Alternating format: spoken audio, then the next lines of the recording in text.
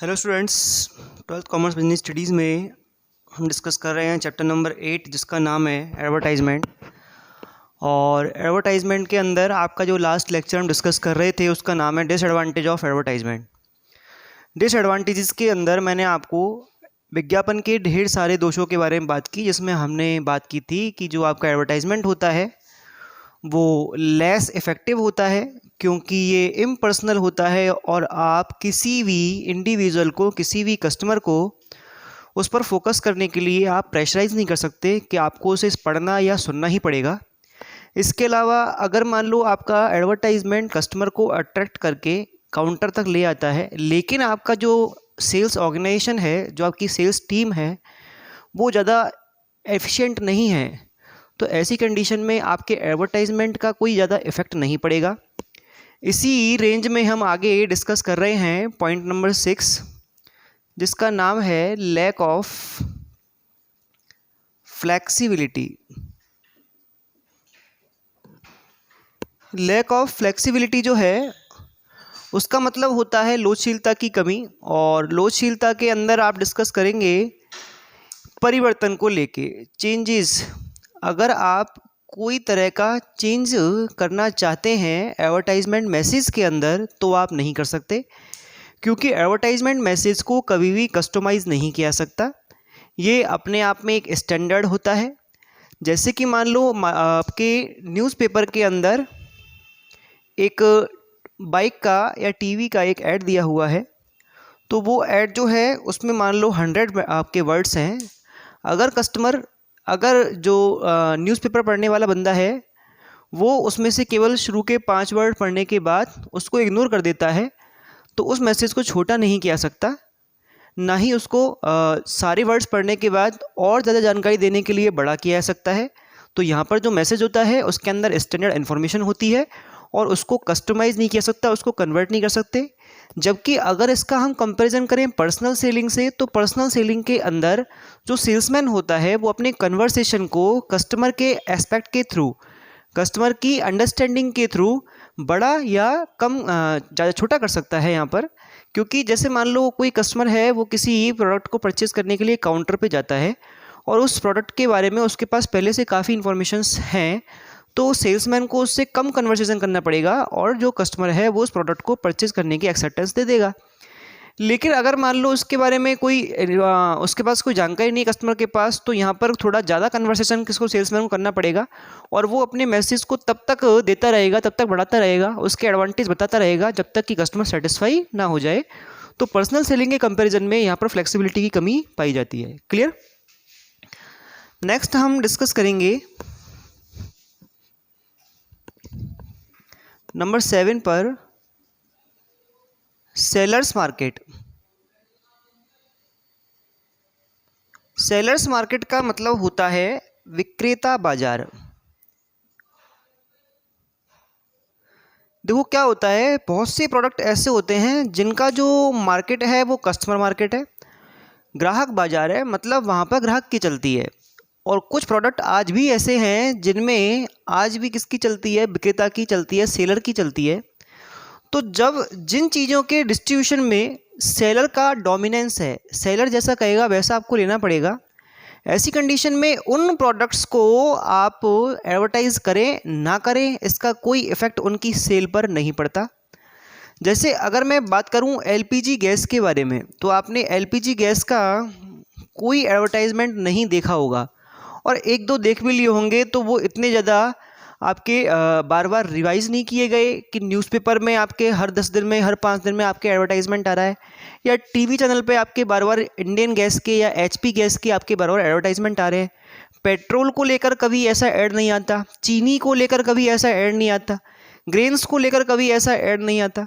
तो ये जो आइटम, जो प्रोडक्ट्स मैं आपको बता रहा हूँ, ये सारे के सारे प्रोडक्ट्स कैसे हैं, ये सारे के सारे प्रोडक्ट्स आपके सेलर प्रोडक्ट्स हैं, मतलब इनकी बिक्री होगी ही होगी चाहे उनका एडवर्टाइजमेंट किया जाए या नहीं।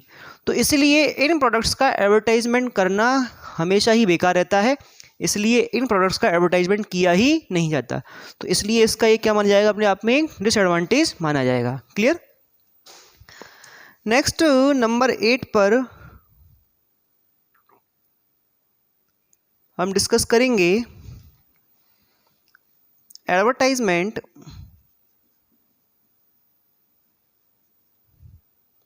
Against interest and feelings of general public.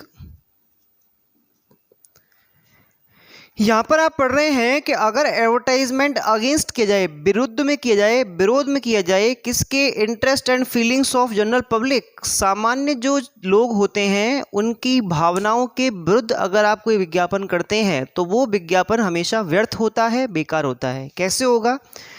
कई बार आप जानते हैं कि एक कस्टमर जो होता है उसका एक फिक्स सिस्टम होता है, वो उन्हीं चीज़ों को पसंद करता है देखना और सुनना जिनको वो अपना सकता है।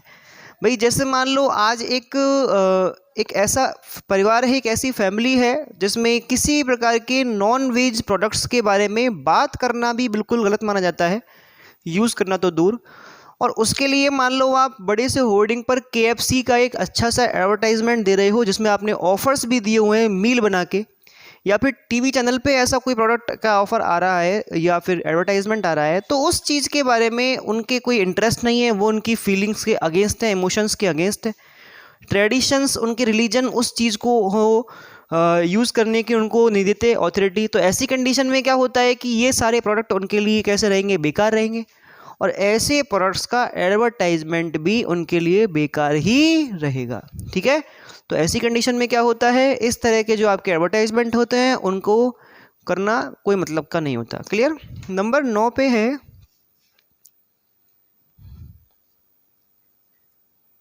Product with inelastic demand.